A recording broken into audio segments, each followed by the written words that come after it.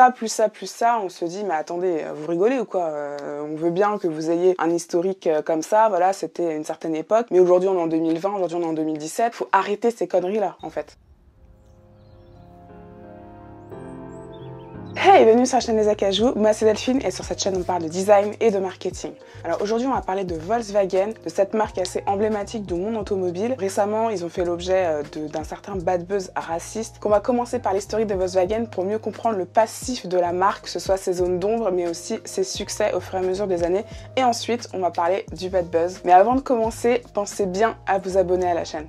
Volkswagen a été créé en 1937 par Ferdinand Porsche et le fameux Hitler. Donc bien sûr, je ne vais pas vous faire un dessin en 1937, c'était 2 ans avant la Seconde Guerre mondiale. C'était 4 ans après le fait que Hitler devienne le président de l'Allemagne. Donc on était dans un climat assez tendu, dans un climat négatif pour le monde. Seulement ce président-là cherchait à ce que l'Allemagne se démarque, à ce que l'Allemagne retrouve de sa superbe, de manière industrielle je veux dire. Donc il a demandé à Ferdinand Porsche de créer une voiture avec énormément de contraintes, le fait qu'elle soit d'une certaine taille, le fait qu'elle soit d'une certaine forme, accessible aussi en termes de prix, et finalement a créé la fameuse coccinelle qu'on a tous connue à travers les films, à travers des pubs. Donc de 1937 au début des années 2000, Volkswagen vendra 21 millions de coccinelles. C'est un modèle vraiment qui a fait sa marque dans le monde. Donc Volkswagen continue à se développer, même si après la guerre ça a été assez démantelé, c'est-à-dire que ça a été racheté par les Anglais, par les Suédois, par les Américains, etc.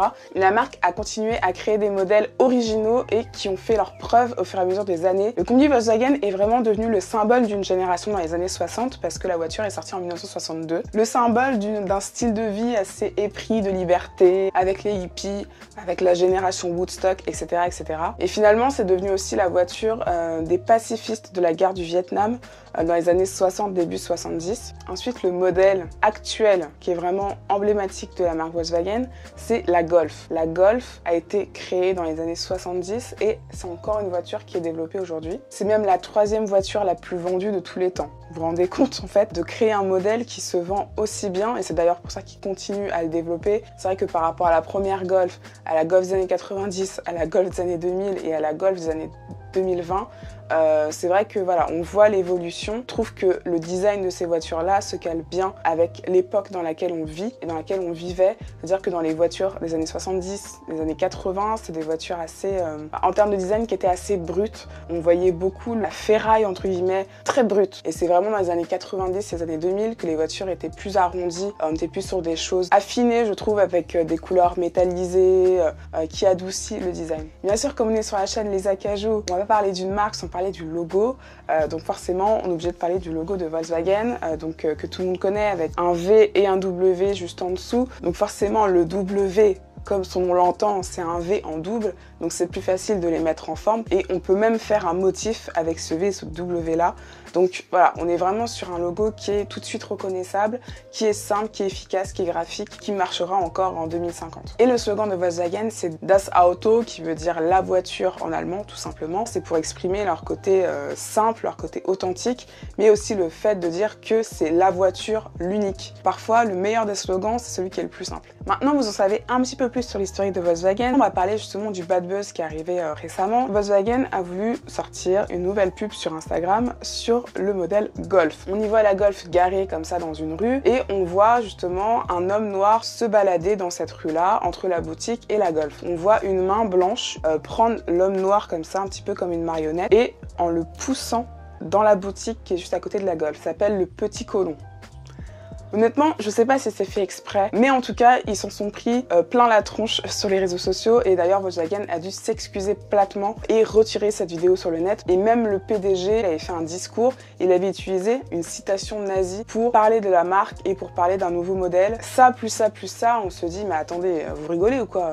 On veut bien que vous ayez un historique comme ça, voilà, c'était une certaine époque, mais aujourd'hui on est en 2020, aujourd'hui on est en 2017, faut arrêter ces conneries là en fait. Et cette vidéo là, justement de Volkswagen, ce bad bad buzz m'a fait penser à d'autres bad buzz qui ont été aussi racistes, notamment avec le fameux pull pour enfants de H&M qui s'est passé, je crois, il y a 2 ans, quelque chose comme ça. Vous voyez un petit garçon noir qui a un pull où il y a marqué The Monkey in the Jungle ou quelque chose comme ça. Donc forcément, quand on voit un petit mannequin noir avec ce type de pull, on se dit à aucun moment, encore une fois, dans l'équipe marketing, dans l'équipe communication, dans l'équipe créa, dans l'équipe shooting, personne ne s'est dit à ce moment-là, tiens, peut-être qu'éventuellement il y a un petit souci. Non, personne.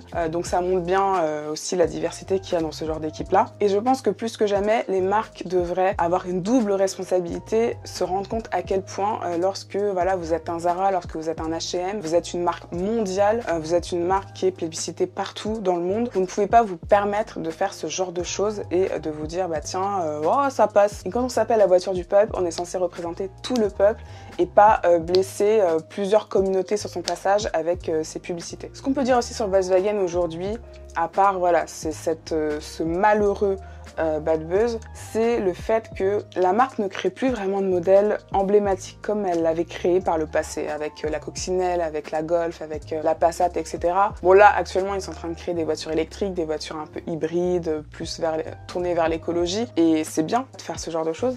Mais c'est vrai qu'en termes de design, voilà, on s'ennuie un petit peu. On s'ennuie. Et oui, je trouve que Volkswagen manque d'incarnation actuellement. Et oui, je pense que Volkswagen devrait ressortir un modèle citadin qui va justement marquer une certaine génération, comme a fait Fiat avec la Fiat 500, qui a eu un très très gros succès dans les années 50 et qui a été, on va dire, rebrandé et redesigné pour les années 2000 en fait. Et c'est un modèle qui est extrêmement populaire, notamment chez les femmes, parce que voilà, c'est une petite voiture mignonne, elle fait un petit peu haut de gamme, etc. Et elle est assez accessible en termes de prix.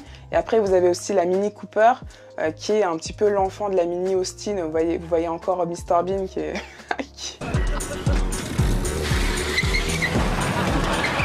qui conduisait dans sa petite voiture, on se disait mais le gars va se faire aplatir par un bus rouge, c'est pas possible.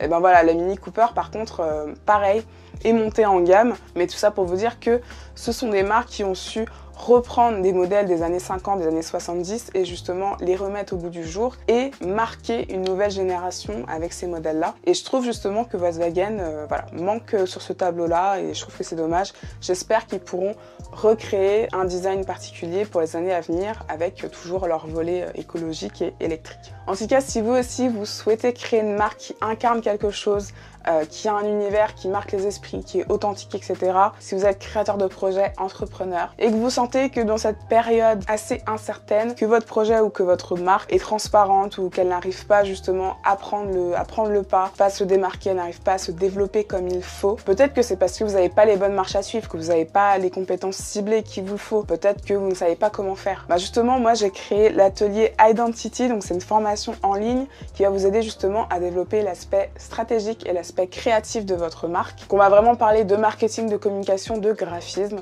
parce que pour moi, voilà, quand on crée une marque aujourd'hui, ces 3 domaines-là sont incontournables. Donc cette formation est vraiment pour les entrepreneurs qui sont motivés, qui n'ont pas peur de travailler dur. On est vraiment là pour travailler en profondeur et justement cette formation-là reprend les bases de tout. On est là pour prendre le taureau par les cornes en 2020 parce que clairement, avec la crise qui est en train de se profiler, il faut avoir les reins solides en fait. Donc le lien est dans la barre d'infos, je répète, c'est atelier-lesacajou.com. Voilà, j'espère que cette vidéo vous aura plu, j'espère que vous en savez plus sur Volkswagen et surtout le fait que les marques les plus emblématiques, les marques les plus anciennes ont aussi leur part d'ombre, mais ça n'empêche pas le fait qu'on puisse s'en inspirer et qu'on puisse éviter de faire les mêmes erreurs qu'elles. Voilà, c'était Delphine de la chaîne Les Acajou, je vous dis à tout de suite dans la formation ou sur mon site et pour les autres, je vous dis à la semaine prochaine pour une nouvelle vidéo. Salut!